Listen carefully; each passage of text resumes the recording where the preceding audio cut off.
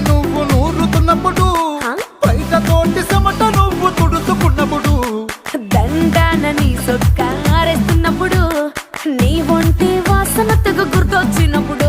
రెండు చేతులెత్తి జుట్టు ముడిసినప్పుడు జండు కత్తుకొని పడుకున్నప్పుడు అలసిపోయి నువ్వు ఆవలించినప్పుడు వచ్చుండై ఫీలింగ్స్ వచ్చి వచ్చి చంపేస్తుండ